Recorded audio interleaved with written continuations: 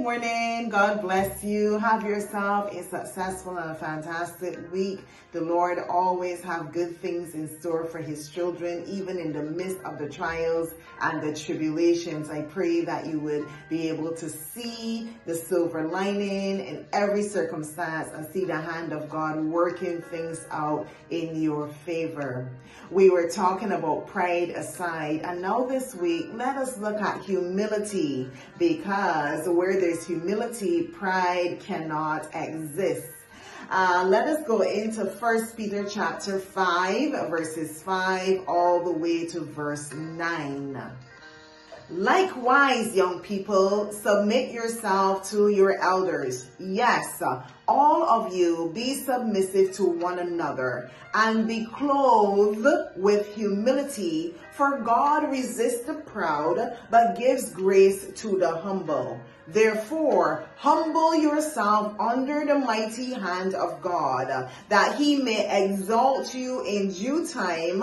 Cast all your cares upon him, for he cares for you. Be sober, be vigilant, because your adversary, the devil, walks about like a roaring lion, seeking whom he may devour. Resist him, steadfast in the faith, knowing that the same sufferings are experienced by your brotherhood in the world. This week we are going to dissect these scriptures to see what the Lord is saying to us about humility. But the first thing that I want to enumerate is that God calls us to humility. He commands us to be humble, and it is for our own good.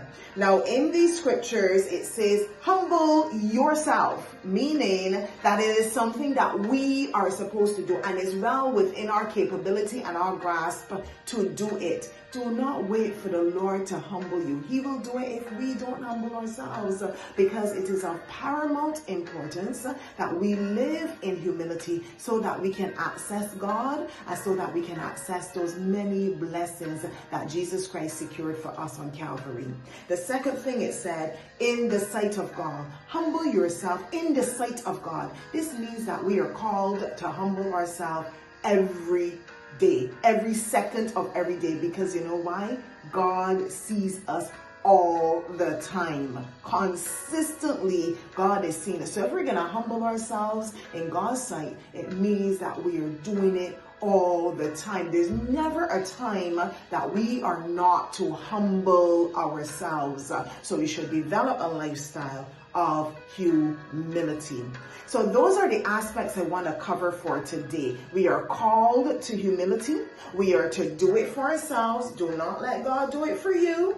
And we're to do it consistently and all the time. Throughout this week, we are going to look at what humility is, because it can be false humility. We're also going to look at how we can humble ourselves. We're also going to look at the benefits of humility, and most of all, we're going to look at the example of Jesus Christ, who demonstrated humility. God bless you. Have a good day.